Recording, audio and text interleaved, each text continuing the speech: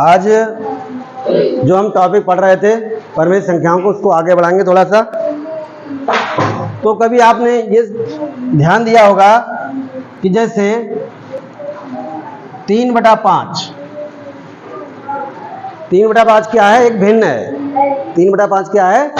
एक भिन्न है। तो इसको इस तरह से भी लिख सकते हैं, 3:5 लिखा जा सकता है। 3/5 को 3:5 में लिखा जा सकता है। अब यहाँ पर एक दूसरी संख्या ले लो, -3/5, -3/5। तो क्या हम इसको -3:5 में लिख सकते हैं? बोलो।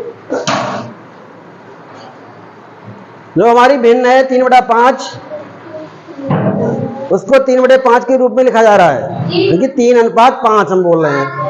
अब क्या -3/5 को ऐसा लिख सकते हैं? बोलो।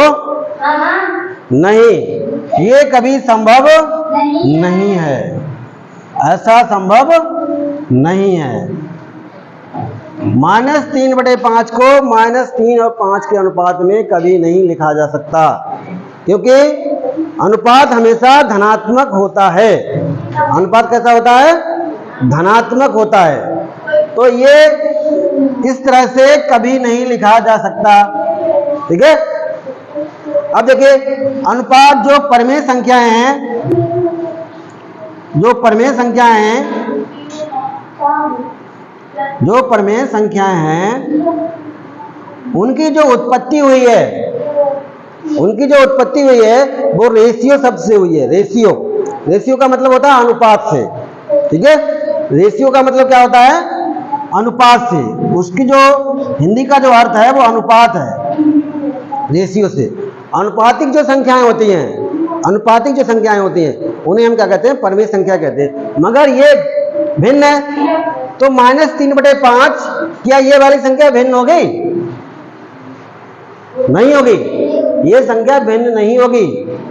तो ऐसी संख्याओं का जो समुच्चय किया गया, इकट्ठा किया गया, कलेक्शन किया गया, उन संख्याओं को परमेय संख्या कहा गया, कुल मिला के। ठीक है। तो ये ऐसा लिखा जा सकता है, परंतु -3/5 को -3:5 नहीं लिखा जा सकता। ये आज पक्का कर लो। और क्यों? क्योंकि अनुपात कभी भी ऋणात्मक नहीं होता। अनुपात कभी भी ऋणात्मक नहीं होता। ये बात गांठ बांध लो पक्का, कि अनुपात कभी भी ऋणात्मक नहीं होगा। अब देखिए आगे, वो हमने आपको बता दिया था इसका सिद्धांत,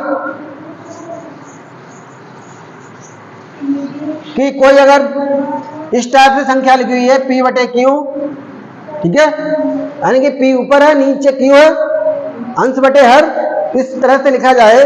और P और Q क्या होना चाहिए? P और Q क्या होना चाहिए? पूर्णांक होना चाहिए। परंतु उसने एक और शब्द को छेड़ दिया उसमें, परंतु Q कभी भी 0 नहीं होना चाहिए। अगर इस तरह से आपको संख्या मिल रही है, तो उस संख्या को हम कहेंगे परमेय संख्या।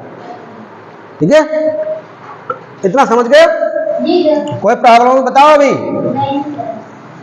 अब देखिए, परमेय संख्या जो हम जान चुके हैं पहले, भिन्न संख्या को अंश और हर में किसी संख्या से गुणा कर दें, किसी भी एक संख्या से, ऊपर और नीचे दोनों तरफ, तो उस भिन्न पर कोई प्रभाव नहीं पड़ता। जैसे 2/3, अगर हम चाहें तो इस संख्या को 2 से ऊपर नीचे मल्टीप्लाई कर दें, तो इस भिन्न पर कोई प्रभाव नहीं पड़ेगा। इस भिन्न पर कोई प्रभाव नहीं पड़ेगा। तो 2 दूनी 4 और 3 दूनी 6। जैसी 2/3 है, वैसी क्या है? 4/6 है। देखने में अंतर लग रहा है, मगर रूप में परिवर्तन हो गया, मगर इसकी जो एक्चुअल वैल्यू है वो बिल्कुल सेम है। ऐसे और हो सकती है, 4 को फिर 2 से गुणा कर दो, 4 दूनी 8 और 6 दूनी 12। अब ये 2/3, 4/6 और 8/12, ये भी क्या होंगे? बराबर होंगे। यानी कि ये समतुल्य भिन्न हो गए। हम क्या पढ़ना चाहते हैं? समतुल्य को जानना चाहते हैं कि समतुल्य क्या होती है। यही समतुल्य होती है जो हमने आपको अभी बताई, कि किसी भिन्न को किसी भिन्न के अंश और हर में किसी भी संख्या से गुणा या भाग कर दिया जाए तो इस भिन्न पर कोई प्रभाव नहीं पड़ता है। इस तरह से जो प्राप्त संख्याएं होती हैं वो समतुल्य संख्याएं कहते हैं। ठीक है, जैसे अब देखिए इसको अगर हम रिड्यूस करें 8/12 को, तो ये देखिए किससे कटेगा, 4 दूनी 8 और 4 तियां 12, फिर पुनः उसी अवस्था में आ गई जो पहले थी वही आ गई। ठीक है, तो ऐसी संख्याओं को हम क्या कहते हैं, समतुल्य संख्याएं कहते हैं।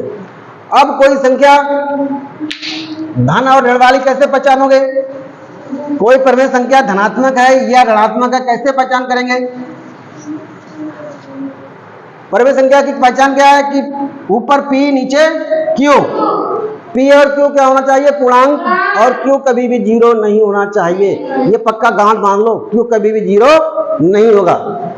अब यहाँ पर ये संख्या धनात्मक है या ऋणात्मक है, धनात्मक है या ऋणात्मक है,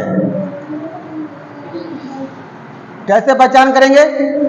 अगर अंश और हर दोनों में एक जैसा चिन्ह है, समझो मेरी बात ध्यान से, यदि अंश और हर में एक जैसा चिन्ह है तो वो संख्या कैसी होगी, धनात्मक होगी। यदि अंश और हर में एक जैसा चिन्ह है तो जो परिमेय संख्या होगी वो धनात्मक होगी। जैसे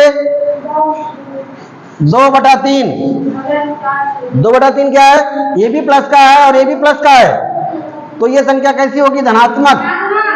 ये परिमेय संख्या कैसी होगी, धनात्मक। और दूसरा कंडीशन, अगर इन दोनों में से कोई एक, यानी कि अलग अलग चिन्ह के हैं, कोई एक का मतलब कोई उल्टा चिन्ह है, एक प्लस का है दूसरा माइनस का है, ठीक है, तो वो भिन्न कैसी होगी, ऋणात्मक होगी।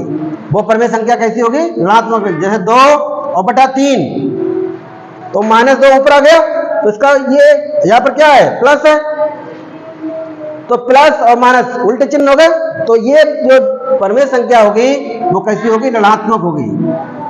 कैसी होगी, ऋणात्मक होगी। अब देखिए कि आप देखिए ध्यान से देखिए, -2/-3, ये बताओ धनात्मक होगी या ऋणात्मक होगी, धनात्मक होगी, क्योंकि सेम चिन्ह है, तो ये कैसा होगा, धनात्मक होगा।